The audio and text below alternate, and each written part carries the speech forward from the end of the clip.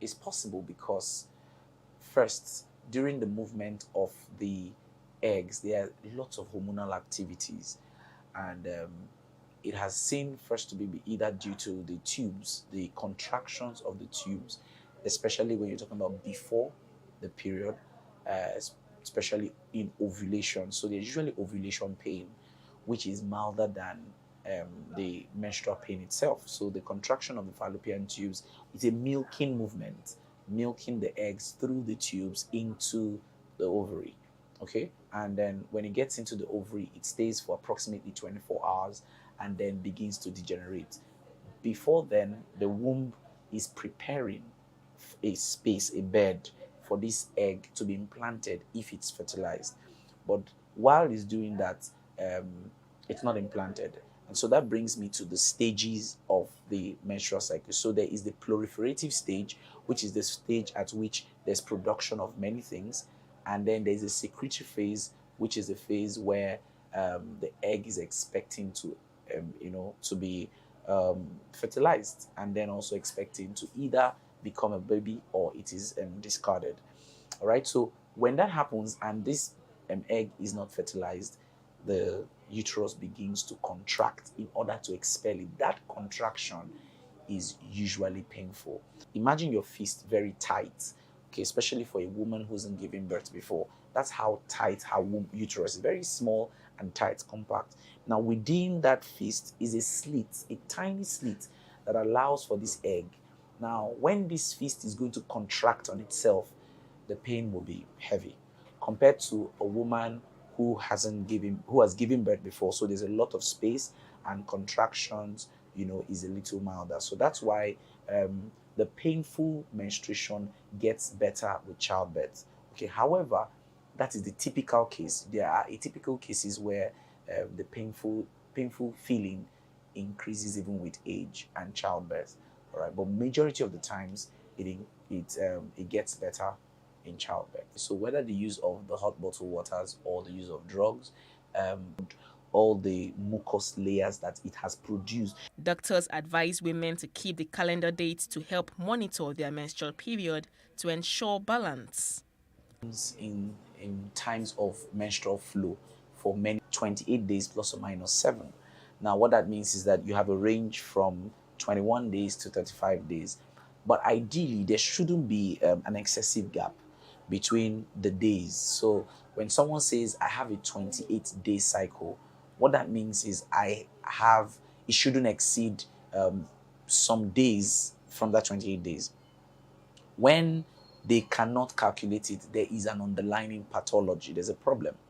There are few problems that have been identified or itemized. One of them is when people have um, pelvic inflammatory disease, things what you call the urinary tract infection or the toilet infection. What happens is that those infections they alter the flow between 1 month and the next month. So when women are not able to calculate, they may need to see their physician to identify what exactly is causing the disparity, the long-term disparity. But if there are a few days, then you shouldn't say you don't know. If they're probably 2 or 3 days apart, then it's still within the range. Okay, but when they are like 1 week apart, 5 7 days apart, then there's an underlying condition. Or when it comes too early, there's an underlying condition. Overaged pain in some women during the menstrual cycle needs to be investigated, and if there is no problem, then it could be a change in their system. Many women feel unbearable menstrual pain at their older ages, which is very atypical from the normal. So the response to such is that they need to be investigated properly. They need to. It's very atypical, and if they're investigated and there is no reason, then they may be let low like that, or have some hormonal replacements done for them. But if they're investigated rather, there are certain things that can be the cause. One of them is, like I said, could be a fibroid. Another could be what we call the endometriosis. Okay, endometriosis is the presence of tissues, uterine tissues, in another part of the stomach. So whenever the stomach is beginning to experience that firing impulse. That tissue, wherever it is, it could be in the womb, it could be in the stomach generally, it could be on the broad ligament. That tissue also fires, and then they feel the peppery sensation at that point.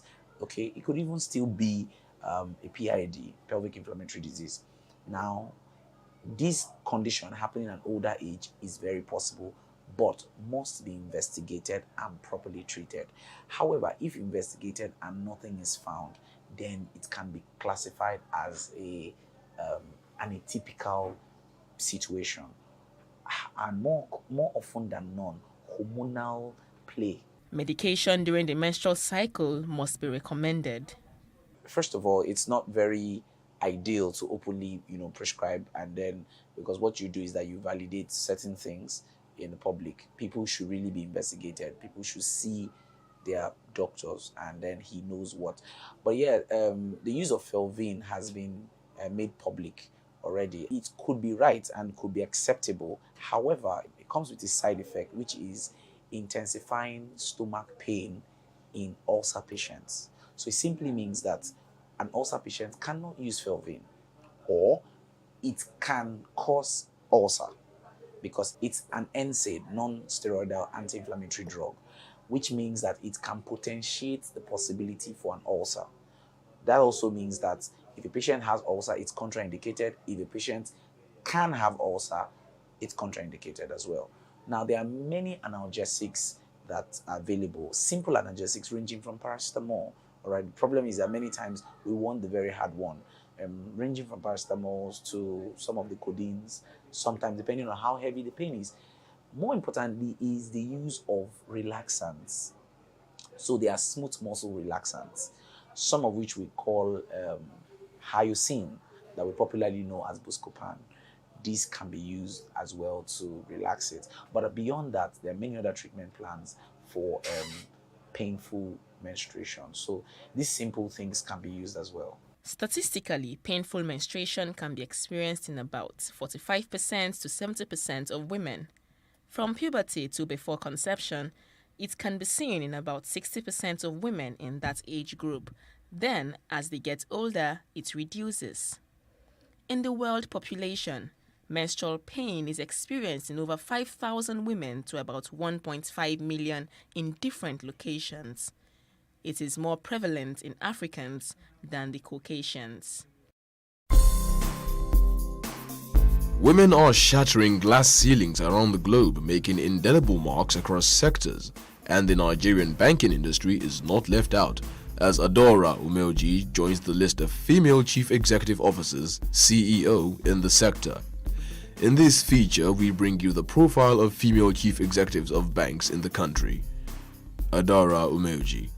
Umeoji has over 30 years of experience in banking, including 26 years at Zenith Bank. Before Umeoji was appointed GCEO designate, she held the position of Deputy Managing Director of Zenith Bank from October 2016. She obtained a bachelor's degree in sociology from the University of Jos, a bachelor's degree in accounting, and a first-class honors in law from Bayes University, Abuja. Umeoji is also a graduate of the University of Salford, United Kingdom, where she bagged a Master of Laws degree. She also obtained a Master's in Business Administration (MBA) from the University of Calabar and a doctorate in Business Administration from Apollos University, USA. Bolaji Agbede.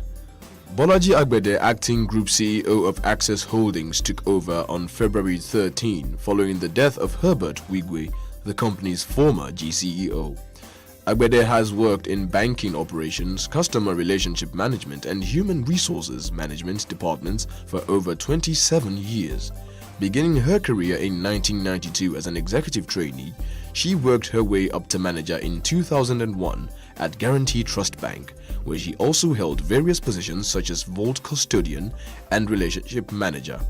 She subsequently served as CEO of JKG Limited, a business consulting firm, in 2003. Agbede joined Access Bank in 2003 and as an assistant general manager, and was responsible for managing the bank's portfolio of chemical trading companies. She also headed the bank's human resources department between 2010 and 2022 and was appointed the company's founding executive director Business Support in 2022. Agbede holds a bachelor's degree in Mathematics and Statistics from the University of Lagos, 1990, and subsequently obtained a Master of Business Administration degree from Cranfield University in 2002. Miriam Olusonya. Miriam Olusonya is the MD of Guarantee Trust Bank Nigeria Limited, a subsidiary of Guarantee Trust Holding Company, GTCO PLC, a position she assumed in July 2021. After beginning her career at the bank in 1998 as an executive trainee, Olusonya advanced through the ranks and now possesses over 25 years of experience in a variety of banking-related fields, including corporate finance, investment banking, financial markets, asset and liability management, investor relations, and transaction services. Before her appointment as the bank's MD, she was appointed Executive Director in 2018 and held positions as the group's treasurer and head of its wholesale banking division. Olusonya currently serves as a non-executive director on the board of GT Bank Gambia Limited. She is also a non-executive director of the Nigerian Interbank Settlement System (NIBSS) and the Shared Agent Network Expansion Facilities (SANEF).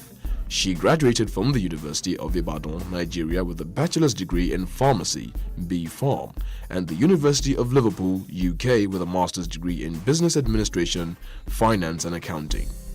Nneka Onyali-Ikpe. Nneka Onyali-Ikpe took office as MD CEO of Fidelity Bank on January 1, 2021, becoming the first female MD CEO in the bank's history. Before the appointment, she was Executive Director, the Southwest Region, overseeing the bank's business in the region's 6 states from January 2015 to December 2020. She has professional experience of over 30 years across various banks, having commenced her career in 1986. Onyali-Ikpe has worked at Standard Chartered Bank PLC, Zenith Bank PLC, and Citizens International Bank Limited, where she held several management positions in legal, treasury, investment banking, retail commercial banking, and corporate banking. Onyali-Ikpe holds Bachelor's of Law (LLB) and Masters of Laws (LLM) degrees from the University of Nigeria, Nsukka, and King's College London, respectively.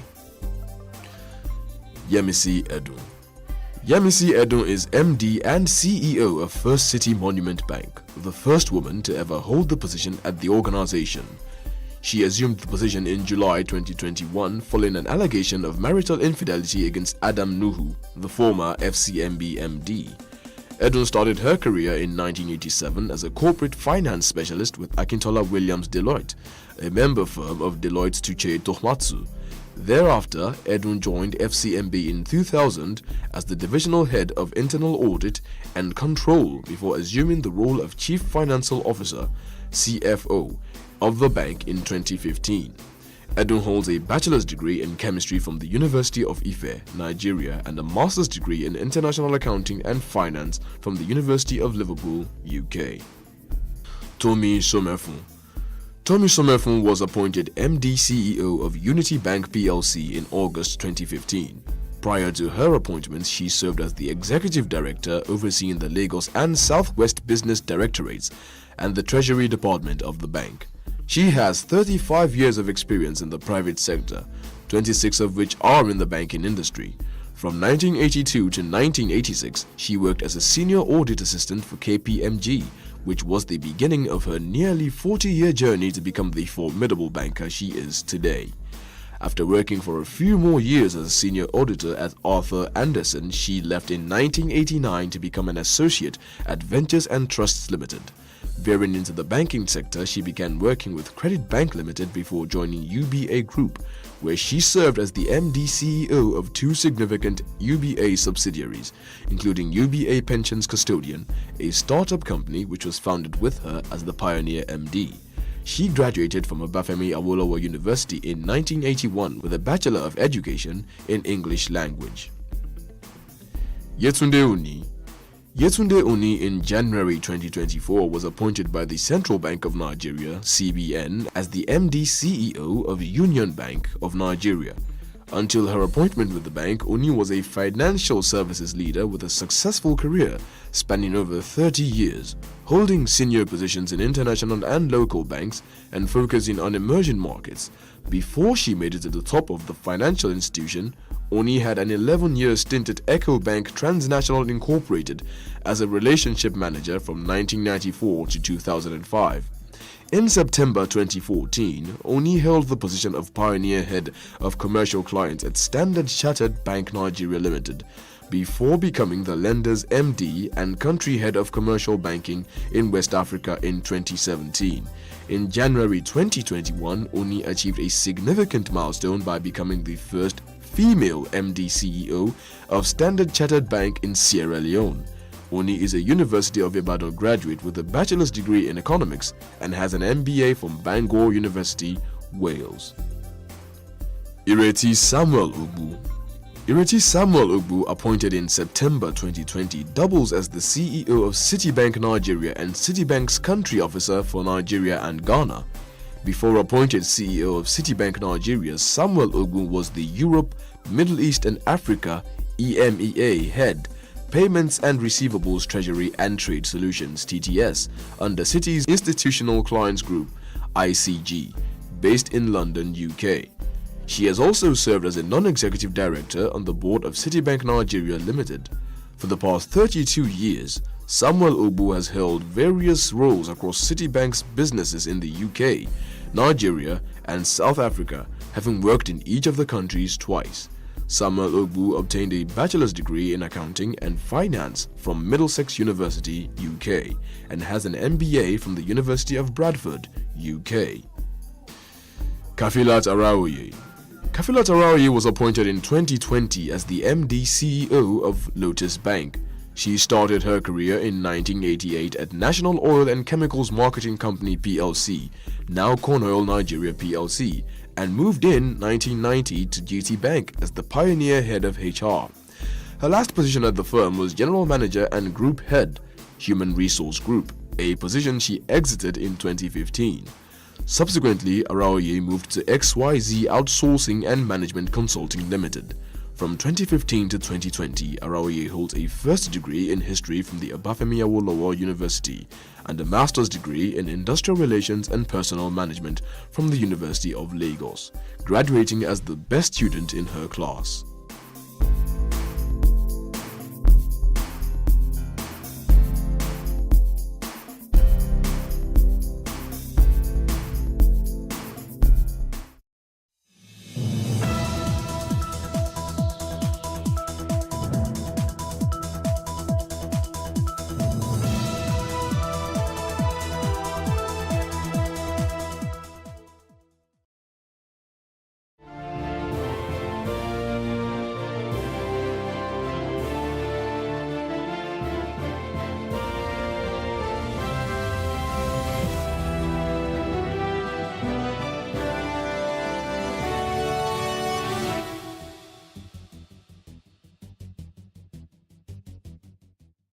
The silent motoring and energy transition revolution that the Nigerian middle class is yet to plug into.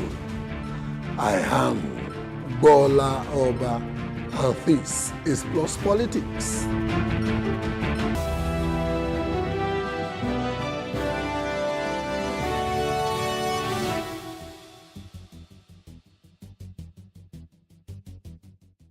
The profound improvements in EVs, that is electric vehicles, with longer-lasting batteries that can now go up to 600 kilometers per charge, the little or no environmental pollution that the ICE, that is internal combustion engines, responsible societies to set dates for the elimination of ICE vehicles on their roads, the increased productivity that EVs, which are smart objects like your smartphones, increased productivity even while they are on the road. The price of EVs sold by BYD, the world's largest EVs manufacturer, in China last year was $12,000.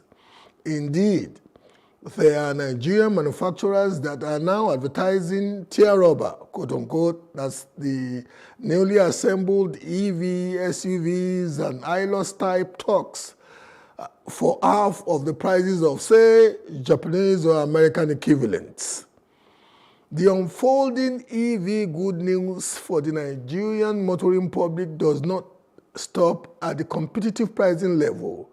The Rural Electrification Agency, REA, and the National Agency for Science and Engineering Infrastructure, NASENI, have signed the Memorandum of Understanding, MOU, for the establishment of a $150 million lithium-ion battery, the chief component of EVs, manufacturing and processing factory already reportedly putting up its plant in Nasarawa State.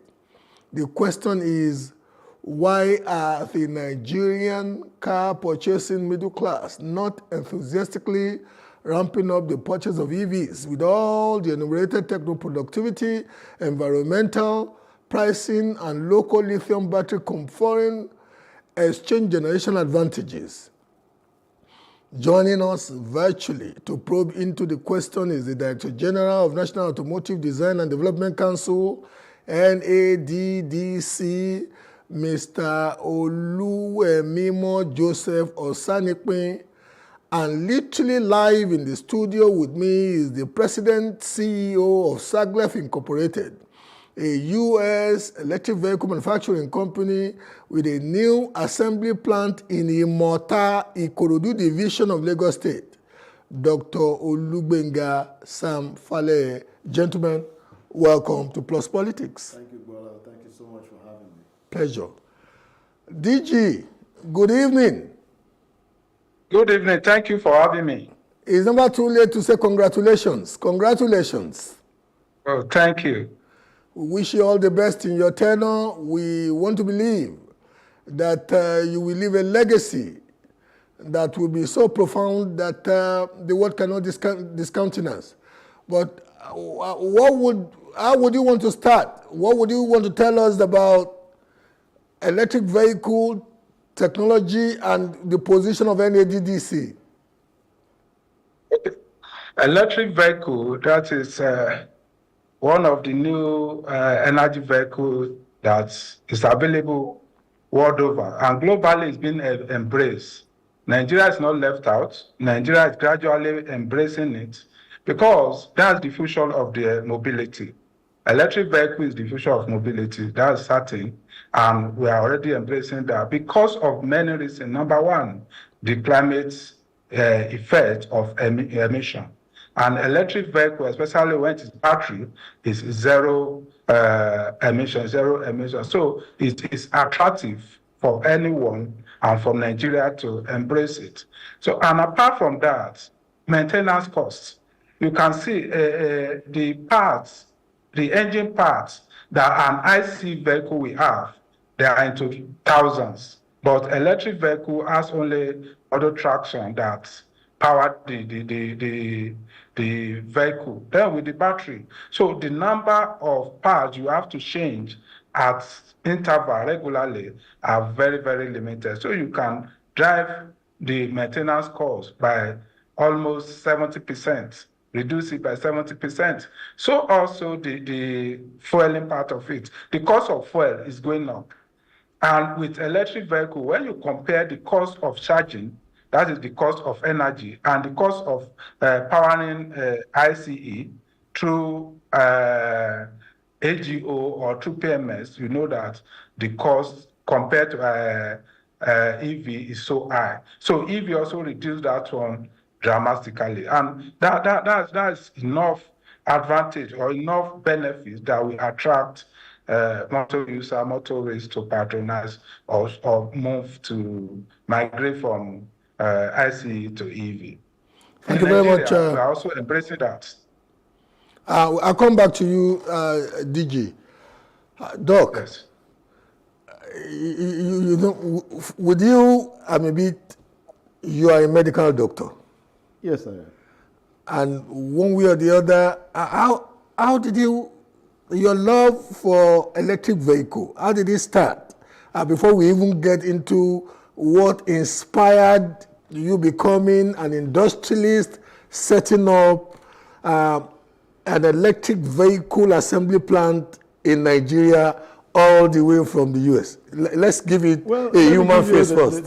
The short version. Honestly speaking, I was just one of those kids that could never make up their mind whether I wanted to be a doctor or an engineer, honestly. The last day of JAMB, my dad called me and said, you know you have to submit this form today, right? Pick one. So after listening to him, I said, okay, let me pick medicine. But it so happened that after I finished medical school, I went to the US and specialized in internal medicine, also specialized in clinical informatics, which is all the healthcare information technology, in healthcare. And I've always been a big believer in the danger to our planet of climate change. So I've always understood the need for renewables. So me being partly also just an entrepreneurial, guy, I felt that there are avenues in renewables for entrepreneurship. Just that was my segue into tech, and I just basically kept looking into this. I've been involved in the real estate business and other endeavors in the US, and I just felt, along with my partners in Saglev, who actually makes electric vehicles in the US, also a Nigerian like myself, we just got together and said, look, you can make an EV company, I will make an EV company. There's no point doing this separately, we'll do it together, and that's really how Saglev came about. But we thought that it was in the emerging markets where the opportunities are. I'll come back to you. Yeah. Let me go back to the DG and I'll come back to you on some very interesting. I really want to know how, when we live in the diaspora, we have a very rustic, very backward perception of Nigeria, many of us, because we cross-feed ourselves some misinformation about Nigeria. I'm sitting there thinking, because I once lived in the diaspora, I'm thinking, okay, how did you then cross that Rubicon of believing that electric vehicle would ultimately be accepted in the Nigerian market? But let me go to the DG for the next step. DG, I just want to know, we know that Ria and Naseni at the last COP28 signed an MOU with a Chinese concern, an international manufacturer entity that is setting up plant now in Nasarawa State. And there is no way that lithium-ion battery could be made in Nigeria that some Nigerian entrepreneurs would not think, oh, about time to harness the inherent opportunity.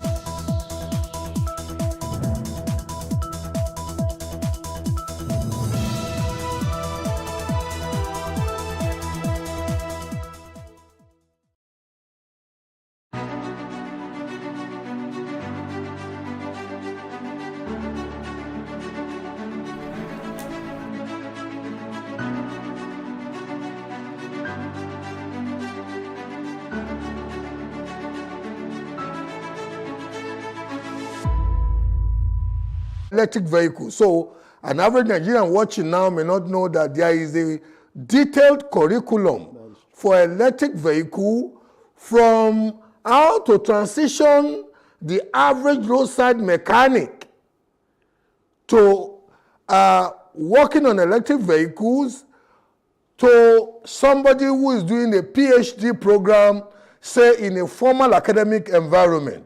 So, but this is not about me.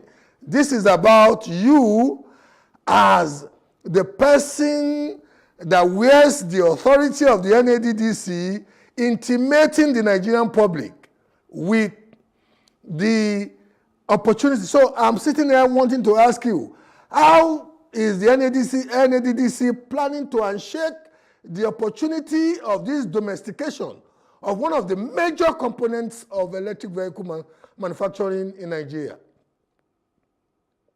Thank you for the question. Number one, you will know that electric vehicle, the major component in electric vehicle is the battery. In fact, battery accounts for between 40 to 50% of the cost of an electric vehicle. So what that means is, if Nigeria is investing in production of electric vehicle, in production of battery, it literally means that gradually we are investing in manufacturing of electric vehicle in Nigeria, because by producing the battery itself, we have contributed up to 40% of the component. That is contributed about 40% of the component. That means the battery can give us 40% of the total cost of the vehicle, which is local components, increase in our local component. So that is very vital. Producing battery in Nigeria is vital. And again, apart from it increase our local content component, we can be able to drag down the cost of manufacturing a vehicle and an EV vehicle. And if you can do that, it means we can translate that one we can transfer that one to the buyer. That means the cost of acquiring an electric vehicle in Nigeria can also go down.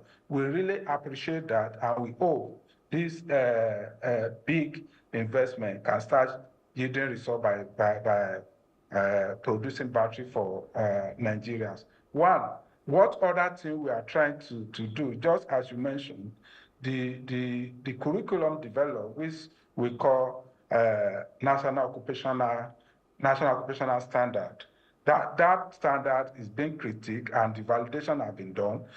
By the time we are through with it, it's going to serve as the basis for training Nigerians, the artisans, and different level of training, either the artisan, the fresh graduate, and those people that already have the experience in EV, those people that want to manufacture EV, those people that want to work on EV. So we know that we get to a point where we need to bridge the gap in the knowledge. That is the people that will be working on the EV.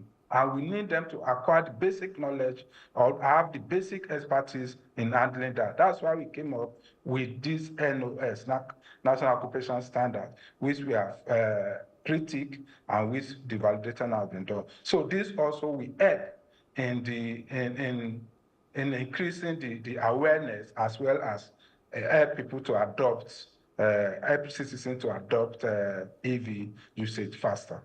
Thank you very much, DG. Doc, before I went to DG, I made a remark that I would want you to respond to. You know, the misinformation in our diaspora, technology and social media is now helping to bridge the gap, but about the time that you must have started flirting with electric vehicle, social media was not big then. And for you to have thought that, okay, I want to go into this and I want to take it to Nigeria, you must be a very adventurous visionary. Well, actually, I have to confess, you know, there's no point. I used to be the typical diaspora that is totally scared of Nigeria. I think counting, I think I've been in the United States now about 32 years or so, something like that. And out of that 32 years, if you add all the days I've spent in Nigeria, there's probably less than 8 weeks, even, well, maybe now 12 weeks total before I started this. So, but again, due to social media, due to just being inquisitive, I participated in trade missions from companies. You know, I just happened to have an interest in entrepreneurship generally. So I came to Nigeria, met with the U.S. consulate, U.S. ambassadors, all those people. They taught us a lot about Nigeria. At that point, I started realizing that, look, the story that you get and the story that is the truth, there's a gap. Yeah, I'm not, you know, I'm just saying that there is a mismatch. You know, but when things happen, it gets blown out of proportion. And yes, there are some problems and there are some concerns. The security issues are there. Corruption issue is there, but at the end of the day, look, I was educated here. And I tell people that at the end of the day, you know, when I got to the United States, I had colleagues who were owing $300,000-$400,000. From medical school? From medical school, and my own debt was zero. So at the end of the day, as a diaspora person, you can think up, down, left, right, center. You still owe the country something. The country invested in you. And again, the joking part of it is that, look, you're going to eat burger to the point where you can't even stand it anymore. You are going to want swallow. You're going to want all these things. The emotional persona in you Yes. would naturally, at some point, beckon you in the direction of home. So, but things are changing. People are Dramatically. seeing, and all my friends are shocked that I'm here. And as a matter of fact, I do live here for the most part, and I do go home maybe 2, 3. In fact, I shouldn't use that word because I go to the United States 2, 3 weeks a time, do meetings, attend to urgent businesses and all that, and then I'm back here for the last 2 years. That's how it's been. So I haven't spent a whole lot of time in the U.S. So this is changing. I see a lot of friends who are saying, wow, I cannot believe you are doing this because you used to be one of the worst. So again. I'll come back to you. I'll come back to you on how your flirtation, and now that has become a lifelong and I hope transgenerational love with EV started. I'll come back to you because I really want to give this a human context and also use the experiences of people like you to hold the Nigerian middle class. The Nigerian middle class is still reticent. Definitely. All those ifs and so, but you were at the very emergence of electric vehicle motoring. You had a kind of experience that an average Nigerian maybe. Let me go back to the DG. The NADDC, I must state, is one of the national treasures that I want to believe has been changed media-wise. I don't suppose many Nigerians even get to know the strategic importance of the NADDC in the quality of the motoring experience they get. Many Nigerians don't know. How do you intend to engage the Nigerian public and let them see, especially the Nigerian motoring public, and let them see the whole gamut of things you do to protect them by the quality and standard of the vehicles you allow to be imported into Nigeria and assembled in Nigeria, the quality and standard of the motoring experience they enjoy that many don't know, that even far beyond Standard Organization of Nigeria, the NADDC, is the first line of quality assurance when it comes to vehicular objects coming into this country. What are your strategies, Mr. DG? Yeah. Yes. Thank you for that question because it's something that we know we are addressing it because a lot of Nigerians are not even aware of the existence of the council, and a lot of Nigerians are not aware of what we are doing and what we have achieved. So it's part of what we are doing. We have started some campaign, and in the next few weeks, we notice that we start telling Nigerians what we have been doing, and what we have achieved. So especially in the area of CNG and EV, and generally what our mandates are and what we have achieved in the last few years. So just as you mentioned, apart from tests and standard that we have established, working with Standard Organization of Nigeria, we've done a lot. And even apart from that, we are trying to work on ensuring that the material used for local parts or local components meet the standard before you now process the material to become parts. And for that also, we have started building. We have a material test center in Zaria, and we have component parts test center in Enugu that will soon be commissioned. Also, we have emissions test center in Lagos State University of Science and Technology, Ikorodu. With that one also will soon come to life. So all this we have been doing in order to ensure that the quality of the vehicle that are coming to Nigeria and the quality of vehicle that are on Nigerian road meet international standard. So also to protect, we are doing that also, especially the emissions center, to protect the environment. So all these we know they are not being known by Nigerians. But again, we are using social media now. We are using electronic media. And then the traditional newspaper, all this we are going to employ in educating Nigerians or bringing our services to the notice of Nigeria. So we will start that in the next few weeks, and Nigerians will know more about what we have done, what we are doing, and what we are about to do again. I'll come back to you, Mr. DG, especially in the particular area of human capital development and the inherent opportunities that the council presents to the Nigerian youths, especially in the area of human capital development. I'll come back to you. Doc, we will go, we will soon get to the nitty-gritty of how SAGLEV came into being and why Imota Ikorodu, Nigeria. But I like to always give the human story element to serious, because people can identify in many respects with stories like that. So how did I used the word flirtation initially, but I know you are in love now with, how did it graduate from, okay.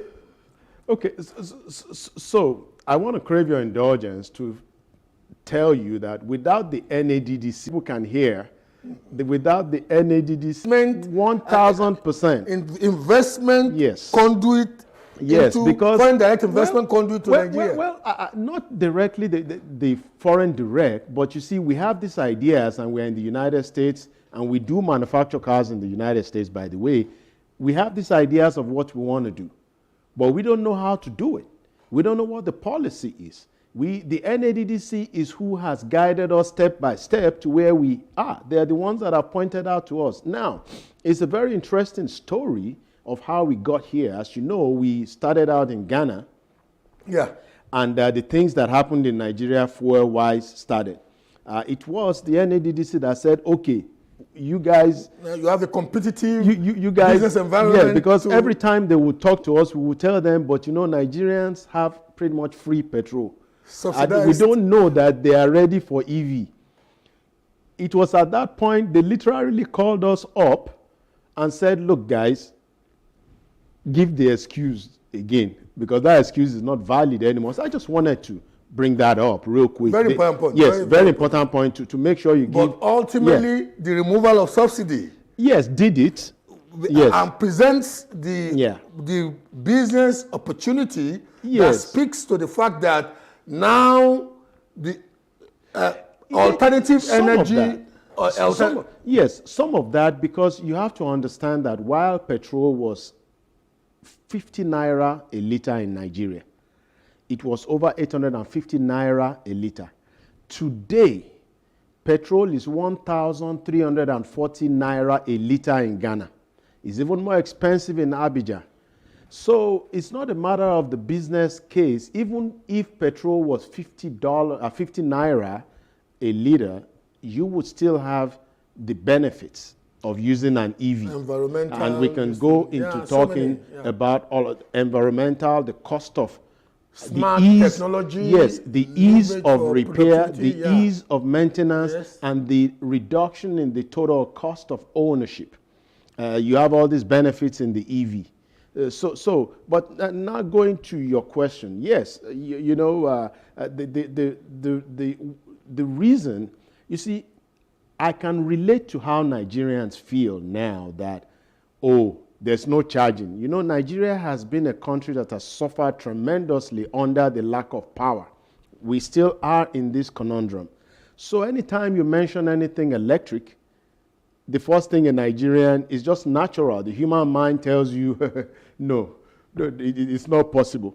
But however, every step that I've seen here, I went through it in the United States. To give you a story, very close friend of mine was the very first person that actually acquired a Tesla. My classmate, we've been classmates actually since primary school. So that's why I tell you What year was that? This was in 2012. The very number 27 Tesla that came off the lines, we drove that car. But I want to tell you this. When he picked up that car in Nebraska to get to Atlanta, okay, it took 4 days. The two of you? Well, I was smart enough to let him do that problem. I escaped it because somehow, he's an anesthesiologist, I'm an internist, so his time is more, so I escaped that. But I knew he was picking up the car, and we were all excited to see to test drive this thing.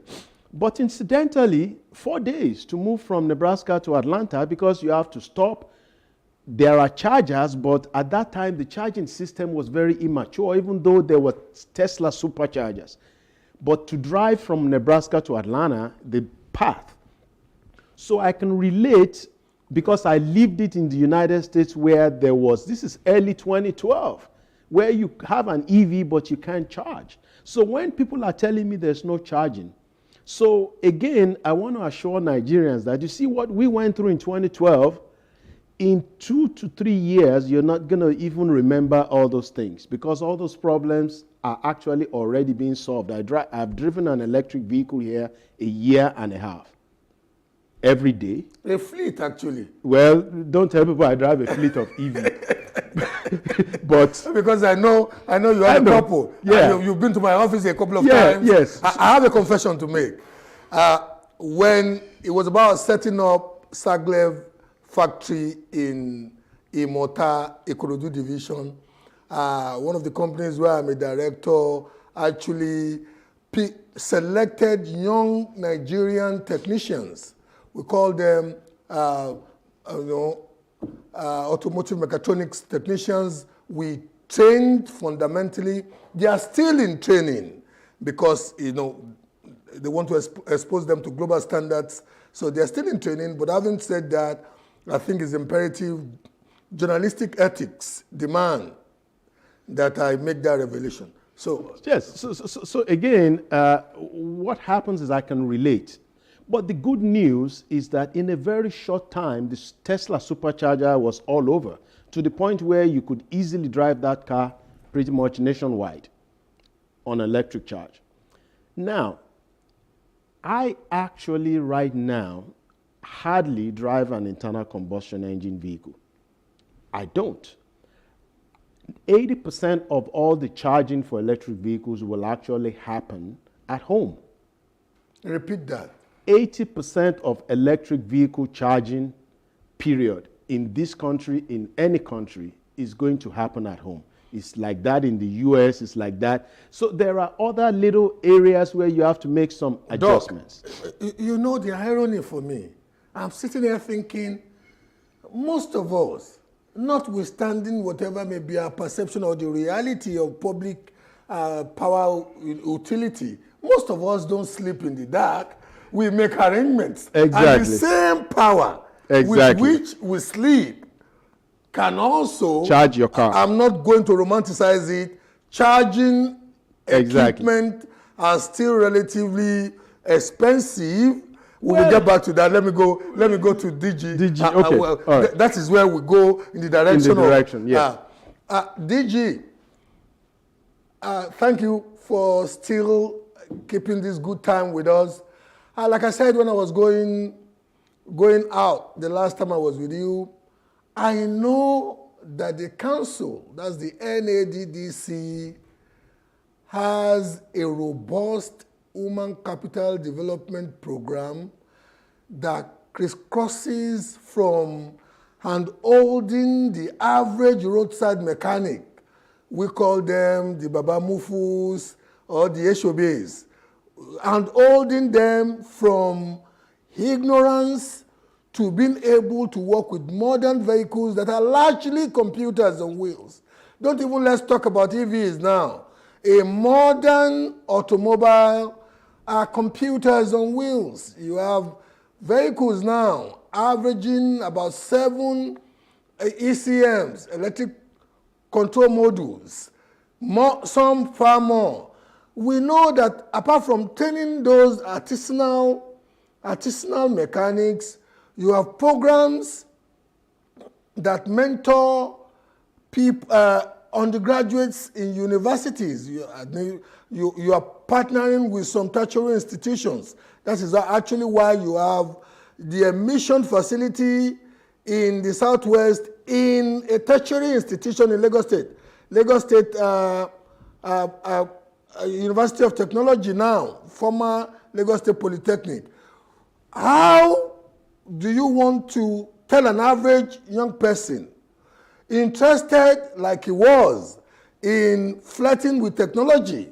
What do you want to tell an average young person on how the NADDC can usher them into realizing their dream of being automotive mechatricians, or indeed somebody that works on or that can dabble into the world of EVs?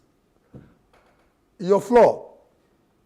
Okay, let me start from known to unknown in for this particular question. When I say known, is from ICE. How did we manage, or how are we managing the ICE maintenance? Currently, we realize that even the ICE vehicle are changing. Some of the technicians, the ones we call mechanics, the technicians, some of them trained about 20, 15 years ago, and the technology has really changed. So what we have done is to organize training for the technicians across the country. And as of today, we have trained over 10,000 Nigerian youths. We have trained over 10,000 artisans. And in training them, we ensure that we move them from the type of vehicle they started with. We introduce the new vehicle, the new technology, and we let them keep abreast of the happenings and new technology that we have in auto now. So we've done the training across Nigeria. We have what we call sector skill council. So we have this sector skill. It consists of almost 17, 18 different agencies or people that have experience in different areas of auto, lecturers, people that are assemblers, artisans. All these people we brought them together, and they form what we call sector skill. And they develop a curriculum that we are using to train all the artisans. We train artisans that we call the roadside. We train fresh graduates in Midas so that they can design parts, they can design different things using Midas technology. So we've done all this for both skilled and unskilled artisan and skilled professionals in auto field. And that's what we intend to also do with the electric vehicle. We realize that electric vehicle, you need to be abreast with the current technology concerning that. And that's why we have started by first of all developing the curriculum, because that curriculum is going to be the guide for everybody that want to play parts here, that want to play role here. Just as you are mentioning, you discussed with doctor. Doctor was trained as a medical doctor, but today is now playing a major role in production of electric vehicle in Nigeria. The same way, because of the interest and because of expertise he has acquired outside the classroom. The same way we are doing with EV. There are some people that we acquire this experience not in the 4 walls of university, but we want them to be grounded. And that's why we have come up with this National Occupational Standards concerning that developed the curriculum for EV. So we have done that, and any moment from now again, we will be embarking on nationwide training of youth. We are already in the process, and we are going to introduce our youth to the common things in EV, the common things, because in EV you don't have plenty parts. So we need to let them know how do you charge, what's the different kind of charging connectors that are available, then all the little details that they need to know, and then how can you maintain an electric vehicle. These are things we are going to do, and in doing that, we are going to partner with people that are playing in that field. We are going to partner with professors, engineers. We are going to partner with engineers that are practically professional engineers, and also the vehicle assemblers or vehicle manufacturers. All these people, we bring them together, and we are going to organize those training and let Nigerians know how to handle EV vehicle. When we did the ICE, after training, sometimes we give them some, we like call it take home, like a diagnostic machine, for example. And with diagnostic machine, I was in one state recently, and when they were talking to us, one of them mentioned that we have been able to move them from analog to digital mechanics. So the same way we are going to do in EV. Thank you. Thank you very much. Yeah. Where you left it, you've moved past, the anxiety, the initial anxiety level. Now. Well, yes. So just picking up from where, so those anxieties that you had about charging, those are normal. It actually has a name. It's called range anxiety, because you are worried, where am I going to charge? I have 400 kilometers. But 400 kilometers is a lot. It's a lot.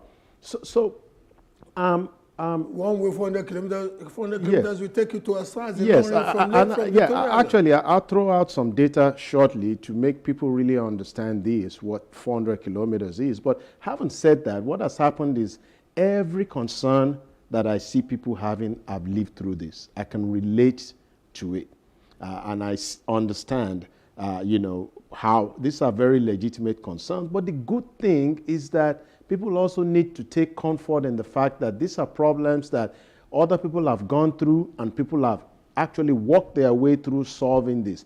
For example, charging. I have a charger at home. It costs, let me just throw out some numbers. If I were an Uber driver and I have our smallest product, for 4 hours you get 300 kilometers on that car. It costs 2,500 naira to charge that car. If you have the same vehicle in internal combustion car, 10 to 12,000 naira to get to fuel per day. Now, and you are not going to finish that, because when we've been here on the ground collecting data for going on 3.5 years now, Uber drivers don't even drive 200 kilometers. So you will not even finish that charge.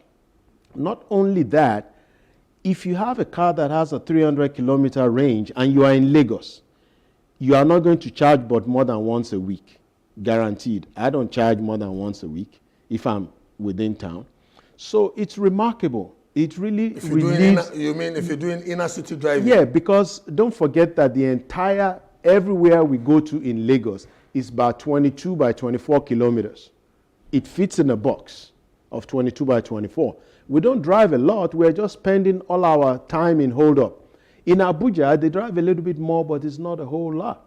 So, people need to, but again, these concerns are valid, and our job is to actually make people understand, yes, your concern is valid, but now look at it this way. We have to educate the public, which is why we need the media. We have to partner with the media very tightly to educate the public and make them understand, because the truth is that the gas station is at home mostly, not where it's just, you have to just look at it a little bit different. You don't have to go and be queuing. No, you don't have to.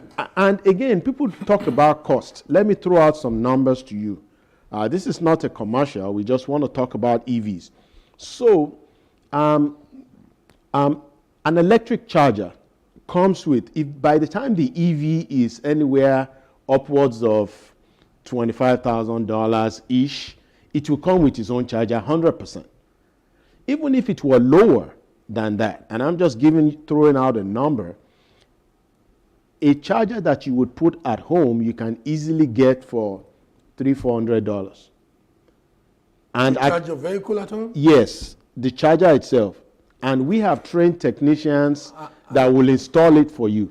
So some of the lower vehicles, the more affordable vehicles, may not come with a charger, but you can easily have a charger by us installed for you at home. It's not expensive. Not only that, what we have done as a company is we have actually provided a charging platform. We have already signed contracts. This is not a commercial. People can find out there are malls already in Lagos where we have banks of chargers. So that if you are a rideshare driver and you don't have a home where you can install a charger, you don't have steady power at home, well, you can park your car, charge it for 4 hours, and you can park it at 8 p.m. at night. By 12 midnight, your car is charged, and you are ready for your next day's work.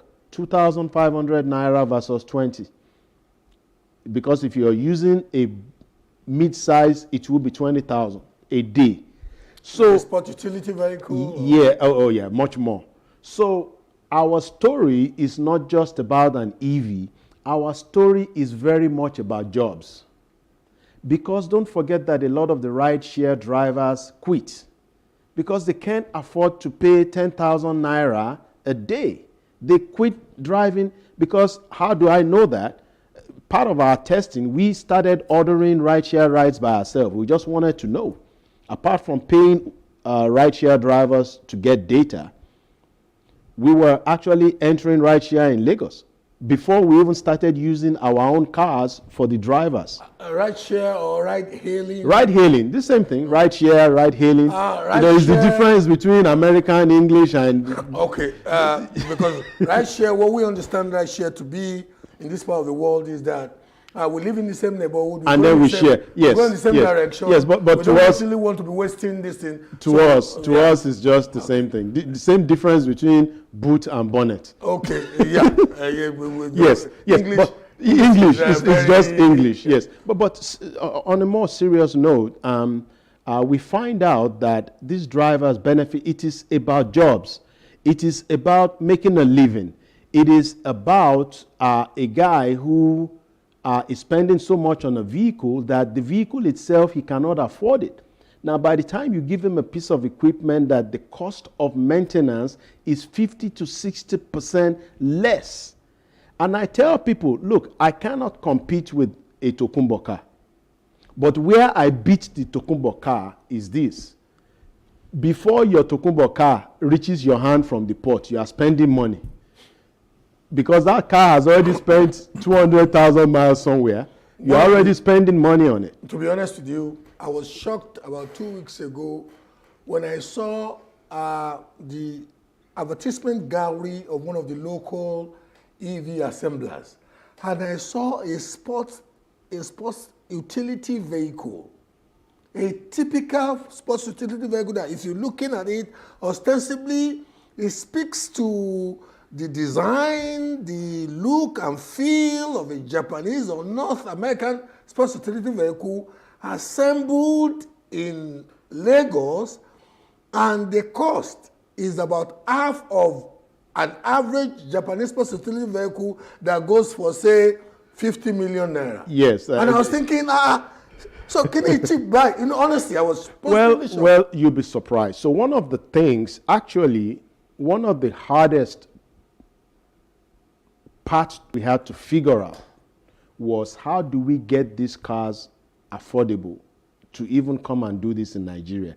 That was very difficult. We had to use my contacts, my partner's contacts, because he does manufacture cars in the United States, to find the right vehicle at the right price. And when we were coming, we had specific vehicles we wanted to compete against. I'm not going to mention anybody's name. But you know, given the paranoia given the paranoia that is now pervading Europe, because I was reading an article in the Economics magazine about 2-3 months ago, and Europe is alarmed now that EVs from a particular country are literally sweeping out, and they come with the best of smart technologies. You know, Internet of Things technologies, like you may even forget your smartphone at home, and the vehicle will serve as your smartphone, will make you run your office businesses, will make you run things at home. Maybe you forgot to put off the cooker.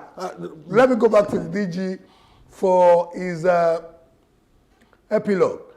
Mr. DG, we just have, as the person that personifies the standards for vehicular objects in Nigeria, the person that personifies the institution that also sets standard for how young Nigerians are trained to become specialists, auto maintenance technicians and engineers. How would you want to sign out from this show today? We know we're looking forward to many other opportunities for you when we have issues relating to automotive standards. But how would you want to sign out today, sir? I want to sign out by assuring Nigeria that Rome was not built in a day. Just as Dr. Falaye mentioned, we have to start from somewhere. And with what we have on ground, we can really even scale faster than some of these developed worlds when it comes to EV adoption. First thing, we have to first of all disabuse people's minds, because by providing the right information to people, because there is this knowledge gap. A lot of Nigerians, just as you said in the beginning, did not know or still don't know that you can actually charge an EV car at home, because this is alternative currents to charge, just like the way you charge your phone. The same way you can charge your vehicle at home. And if you want to use fast charger, some of the assembler of EV, some of them have fast charging devices, which you can still use outside.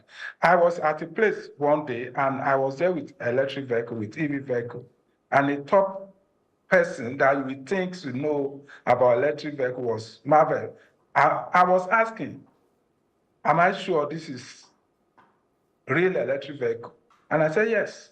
I have to take him and explain everything before he could believe that truly we could put electric vehicle on Nigerian road. So this is first thing we need to address. Bridge the knowledge gap. Let Nigerians know this is possible.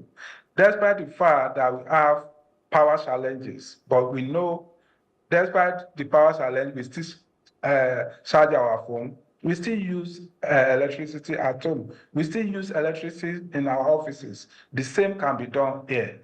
Again, on building the infrastructure, we know that some of the reason why the adoption is slow in Nigeria is the non-availability of infrastructure.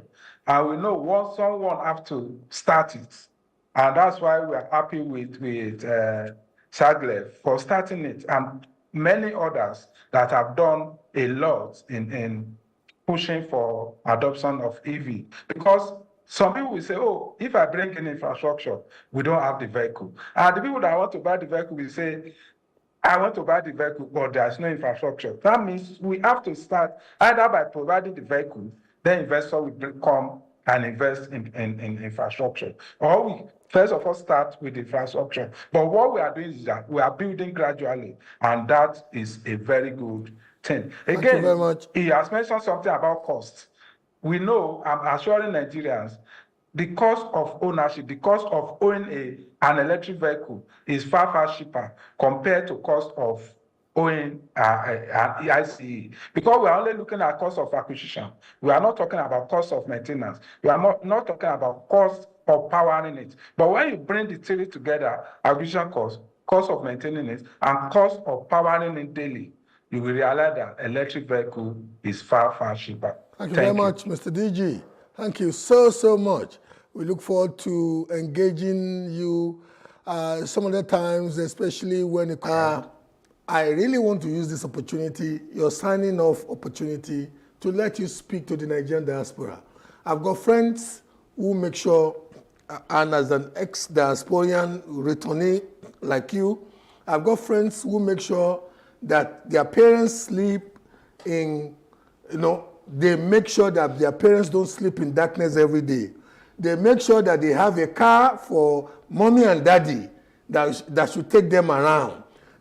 Many of them actually have cars parked in Nigeria, and many of them are not even aware that they are returnees like you, assembling electric vehicles in Nigeria.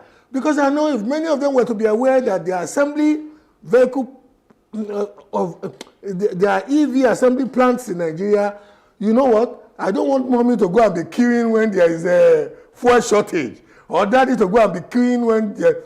So what do you want to, looking at your camera? So what I want to tell the diaspora is that Nigeria that you see today is a totally different country. Okay, when I left, there was virtually no middle class. There's actually a bigger middle class in Nigeria. Going back to mommy and daddy, believe me, you do not want mommy and daddy to drive a car that is going to give them problem, and the mechanic is going to, be their best friend. The solution is to give them actually an EV, because now you're solving that reliability problem, and you're also solving the power problem, and then you're also solving the sending driver to go and drive, to go and queue in the gas station. But more importantly, I want to put your mind, as Bola and I were saying before the program, there is an actual investment opportunity for diasporans, because we all have cousins who need help and they reach out to us. But there is now an opportunity to invest in the renewable industry, and specifically electric cars, because now somebody can actually make a living using an electric car in ride hailing, using an electric car in mobility, using an electric car in mass transport. There are employment opportunities, but it goes back to that old saying of teach people how to fish rather than not giving them fish. Feed them for a meal. Yes. Teach a man how to fish, yes, and you feed him for the rest of his exactly. life. Thank you very much, Doc. It's quite wonderful having you here. Maybe because I'm an automotive person with one eye. This is where we'll be wrapping it up for today. I am Bola Oba.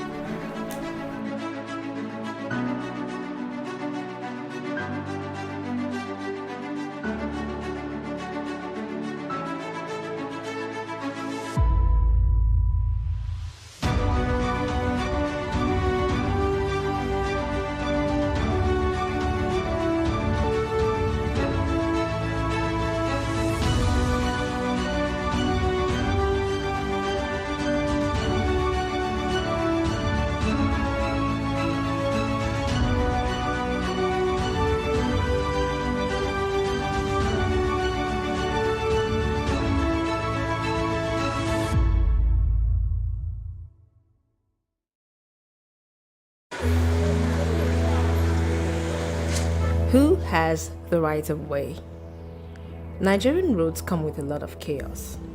The chaos is caused by a combination of drivers, motorcycle and tricycle riders, pedestrians, and sellers who all claim the right-of-way. The chain of right-of-way holders in Nigeria is hierarchical, and car and motor drivers are at the top of the chain with pedestrians at the bottom. Car or motor drivers believe that they always have the right-of-way regardless, and motorcycle and tricycle riders don't even have any regard for who has the right-of-way. For fear of accidents and their lives, pedestrians have learned to cower. When a collision occurs, the question of who has the right-of-way is on the lip of all concerned as they try to figure out who is guilty. The law doesn't grant anyone the right-of-way, but you yield it to other road users under these circumstances. At a yield sign, to pedestrians in a crosswalk, to persons using a seeing eye guide dog, to persons using a white cane with or without a red tape, at T intersections where you must yield to vehicles on the through road, at uncontrolled intersections where vehicles are already in the intersection, when driving on an unpaved road that intersects with a paved road, when returning to the roadway after a car is parked. Pedestrians must always be yielded the right-of-way at intersections and crosswalks. Treat bicycles as motor vehicles. Yield to bicyclists in all situations where you would yield to a car. For example, wait for an oncoming bicycle to pass before turning left. Turn right at a red light if it's permitted and no vehicles are approaching. If you see a sign that says "No right turn on red," then you must wait for the light to turn green again. Otherwise, you must turn right at a red light after yielding to oncoming traffic. Stop for pedestrians who've begun crossing the road. Once a pedestrian has begun crossing the road, they have the right-of-way. You should also stop for pedestrians waiting to cross at crosswalks that aren't controlled by a traffic light. Yield to oncoming traffic if you're entering a main road.